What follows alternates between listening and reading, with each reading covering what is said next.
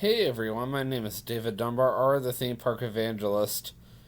I decided I would wear a different hoodie today and wear a different pair of sweatpants, just to mix it up a bit. But anyway, so while I'm waiting on my phone to charge so I can go over to the Creation Museum for you guys and film or vlog the Christmas lights, and my hair is just standing up back there for whatever reason.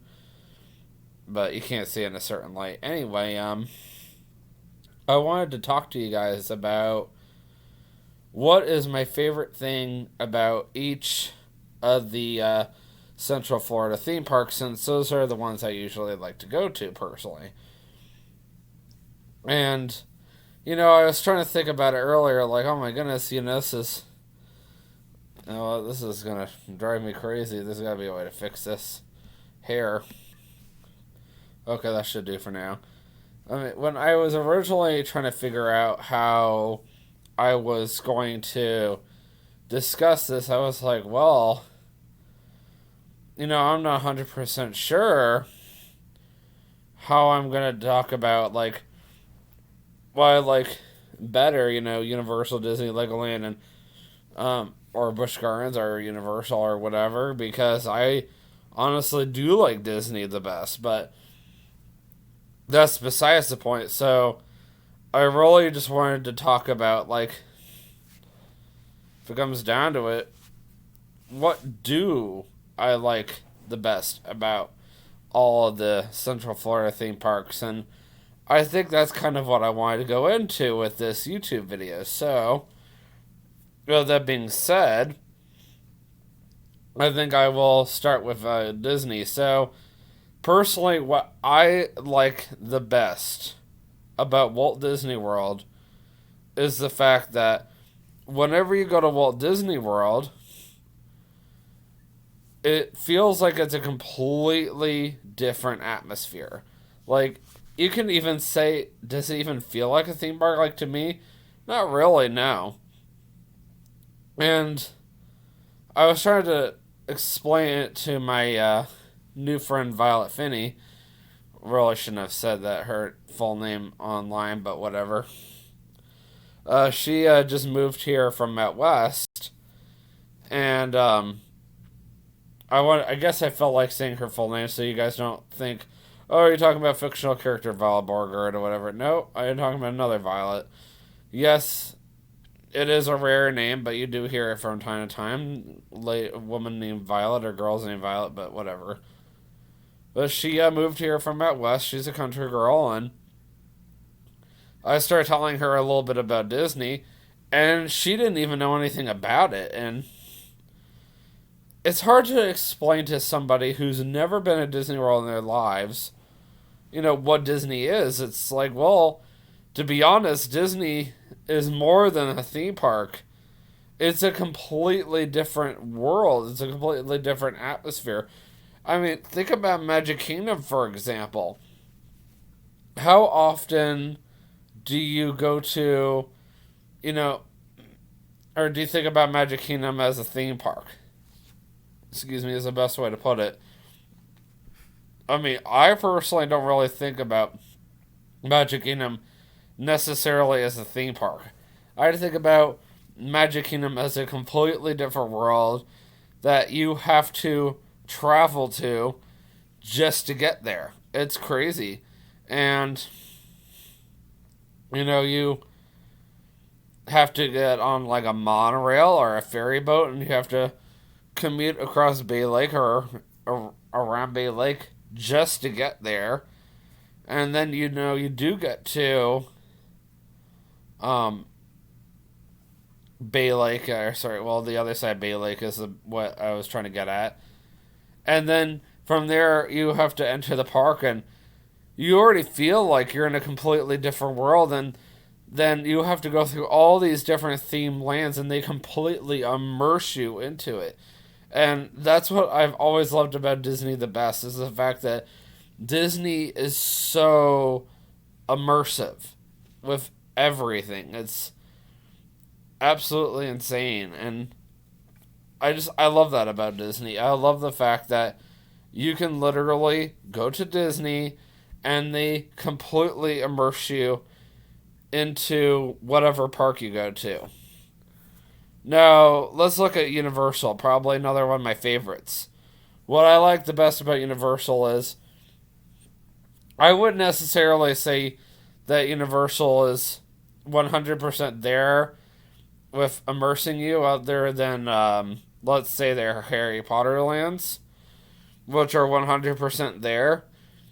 But I would definitely say that Universal definitely wins for having the best theme rides. For sure.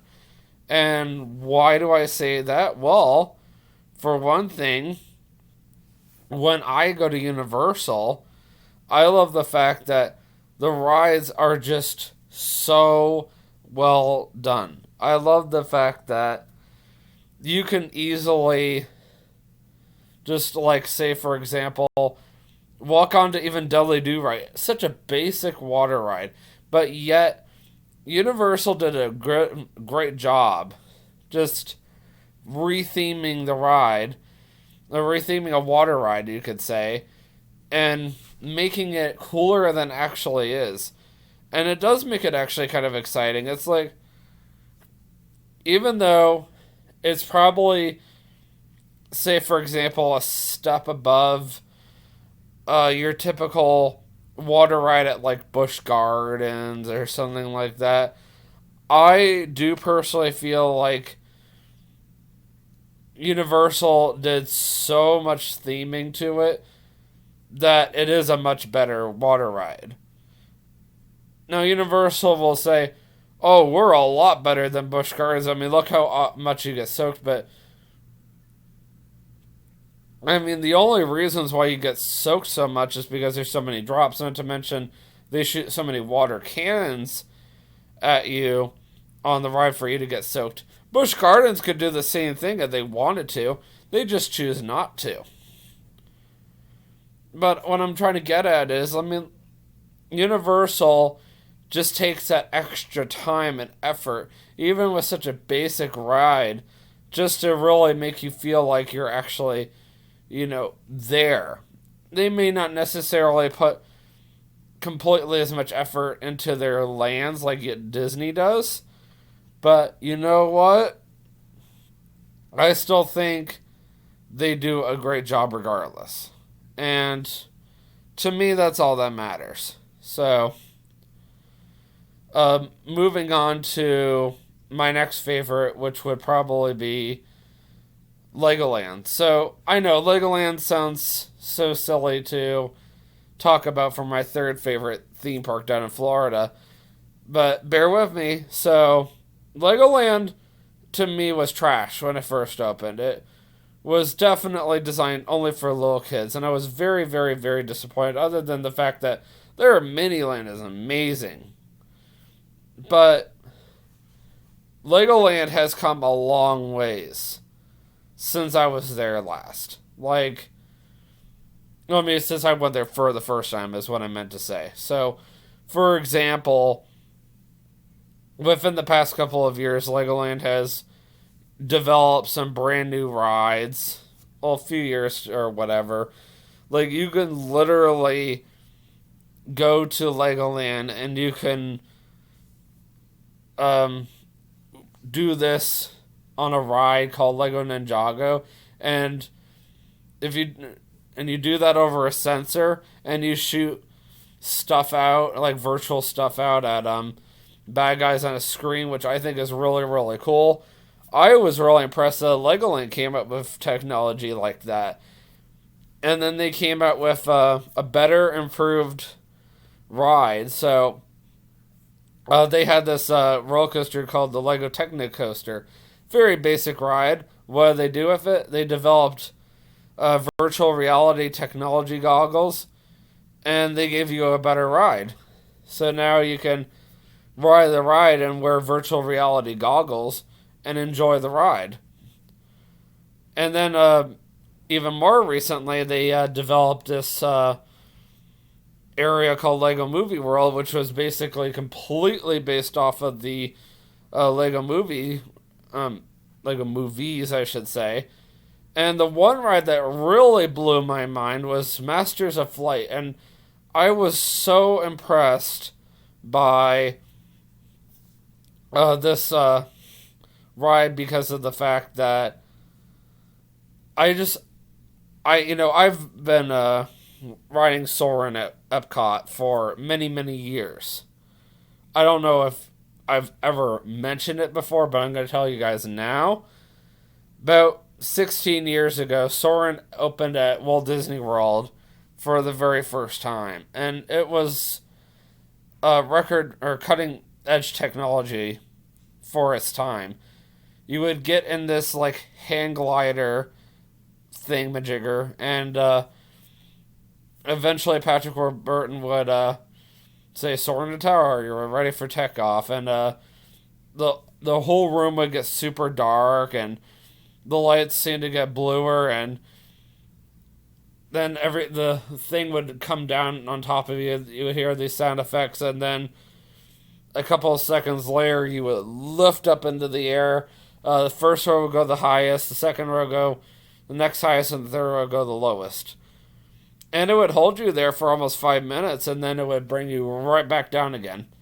So, Masters of Flight, on the other hand, you get on the same kind of ride technology, but you're facing the wall. So the first time I get on this, I'm like, why am I looking at the wall? And then, to my surprise, when the ride actually did start, they had the ride vehicles turning around this way towards the screen. And then the ride vehicles would do this number. I felt like Masters of Flight was more intense. But that's just me. But at the same time, I really liked it. Overall, yes, I do like Soarin' better. But I think Masters of Flight is very cool. And I'm still getting over the fact that LegoLand has that kind of technology. Now, LegoLand's also getting ready to open a Peppa Pig land, which I'm not surprised by, but this is LegoLand. LegoLand is honestly the kid park for Florida. So, if you have little ones, take them to LegoLand. Moving on, so we also have Busch Gardens and SeaWorld.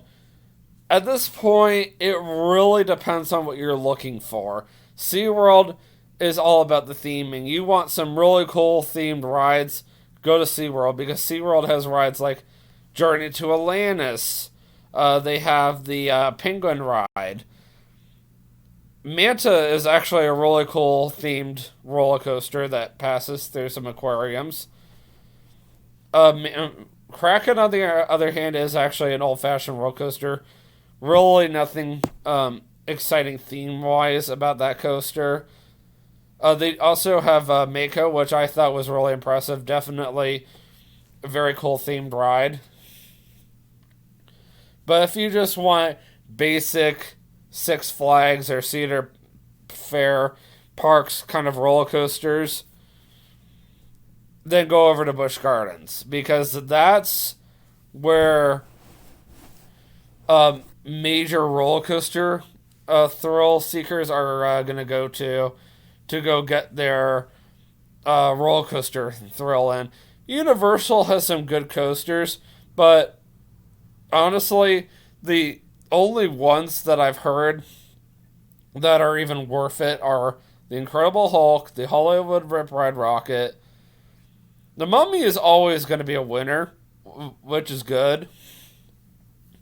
But we're talking big coasters. And then, of course, the Hagrid's and the Velocicoaster. So, they have 4 big name roller coasters. And that's it. Really. I mean, yes, they have more roller coasters than that. But the point is, that's their 4 big name roller coasters. Some people would argue and say, well, the Mummy's a big name roller coaster. I mean, if you were comparing it to the other 4, it's probably not even close. But still, Velocicoaster is the one that just literally opened this year, by the way. So, that one's still up there. I've actually been told that Hagrid's is still better than Velocicoaster. But what do I know? But if you were to compare these to like Busch Gardens coasters, Busch Gardens coasters are still way more intense. You got roller coasters like Montu, you got roller coasters like Cheetah Hunt. You've also got the Cobra's Curse. You've also got Shikra. Shikra is pretty intense for a roller coaster that lasts only 2 minutes. Um, I mean, otherwise, I do believe that's the few roller coasters at Busch Gardens that are still open right now that come to the top of my mind. They are currently working on Iron Gwazi. It should be done by the spring. And then, of course, SeaWorld's still working on Icebreaker, which should be done by the spring as well. Talk about coincidence.